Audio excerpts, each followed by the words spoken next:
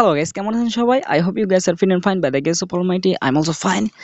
And today in this video I'm gonna show you nouns 14 ground.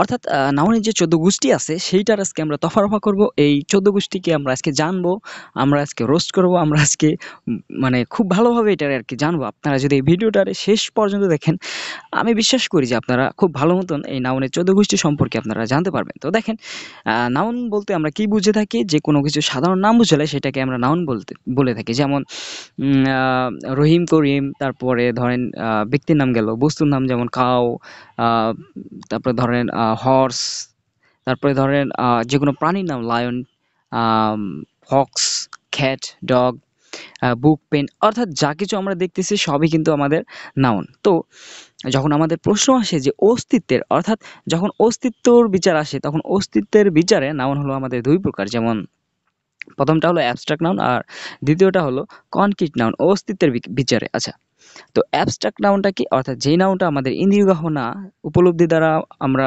বুঝি, সেটাই হলো আমাদের অ্যাবস্ট্রাক্ট নাউন। যেমন ধরেন কাইন্ড, লাভ, স্যাড, হেট, অনেস্টি, ভালোবাসা, ঘৃণা, আহ, সুখ, এগুলা কিন্তু দেখেন আমরা কিন্তু এগুলা কিন্তু অস্তিত্ব নাই, আমরা জাস্ট এগুলার উপলব্ধি দ্বারা আমরা বুঝতে পারি। তো যে সকল নাউন আমরা অস্তিত্ব নাই, উপলব্ধি দ্বারা আমরা বুঝতে পারি, স্পর্শ করতে পারি না, সেগুলো হলো আমাদের অ্যাবস্ট্রাক্ট নাউন। আর কনক্রিট নাউন কি? হ্যাঁ, যেই নাউনগুলার আমাদের অস্তিত্ব আছে এবং আমরা ইন্দ্রিয়ের সাহায্যে যেগুলো উপলব্ধি করতে পারি, সেটা হলো আমাদের কনক্রিট নাউন।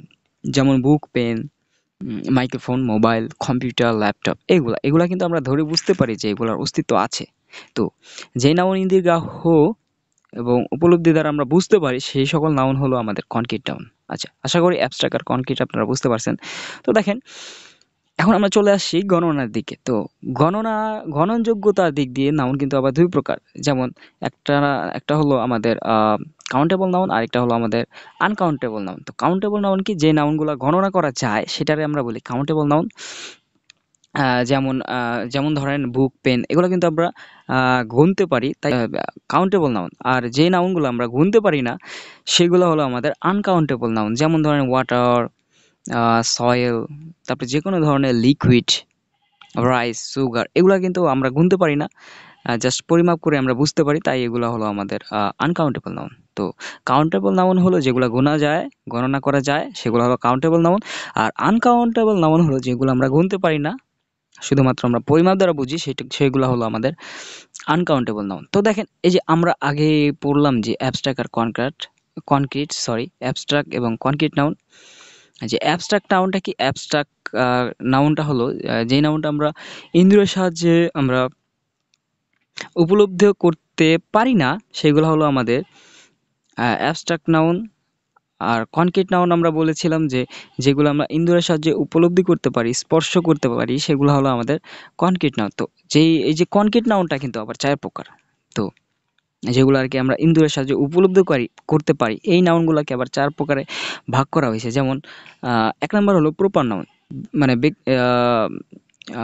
ব্যক্তি, বস্তু, প্রাণীর যে সাধারণ নাম আছে তাকে আমরা নাউন বলে থাকি। যেমন করিম, রহিম, তারপরে Jamuna, Bangladesh, Natore, mobile, microphone, ETC, এগুলো হলো আমাদের প্রপার নাউন। কোনো সাধারণ নাম বুঝালে তাকে আমরা প্রপার নাউন বলে থাকি।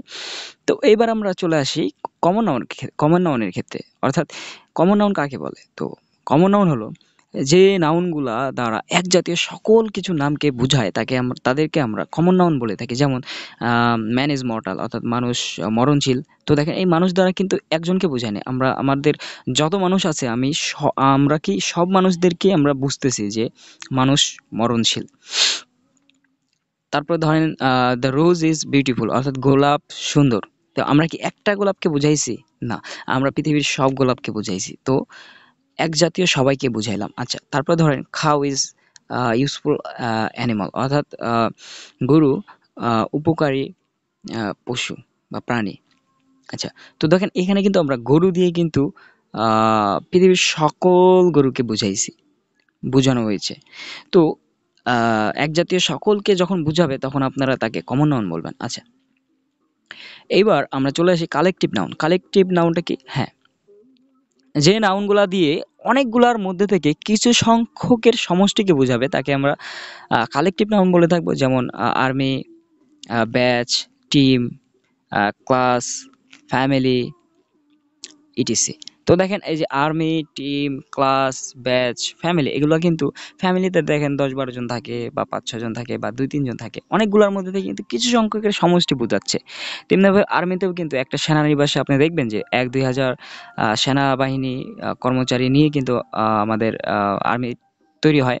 তারপর দেখেন ক্লাসেও কিন্তু ৫০-৬০ জন নিয়ে তৈরি হয়। তো দেখেন অনেকগুলোর মধ্যে থেকে কিছু সংখ্যকের সমষ্টি বোঝাচ্ছে। তখন আমরা তাকে বলবো কালেকটিভ নাউন। আচ্ছা, এবার আমরা দেখব ম্যাটেরিয়াল নাউন কি? আচ্ছা, ম্যাটেরিয়াল নাউন অর্থাৎ যেই নাউনগুলো আমরা গুনতে পারি না, শুধুমাত্র পরিমাপ দ্বারা বুঝতে পারি আমরা, সেটা হলো ম্যাটেরিয়াল নাউন।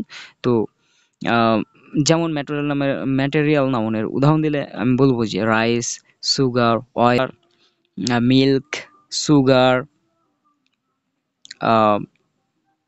সয়েল, অয়েল, তেল, অর্থাৎ তেল, পানি, হানি মানে মধু, তারপরে ধরেন চিনি, তারপর রাইস, ভাত। তো এগুলা কিন্তু আমরা গুনতে পারি না, আমরা জাস্ট এগুলার পরিমাপ দ্বারা আমরা বুঝতে পারি। তো যে সকল নাউন পরিমাপ দ্বারা বোঝা যায়, গণনা করা যায় না, তাদেরকে আমরা ম্যাটেরিয়াল নাউন হিসেবে চিনতে পারি। তো আশা করি আপনারা সবাই নাউন সম্পর্কে বুঝতে পারছেন। এই ছিল আমাদের নাউন সম্পর্কিত।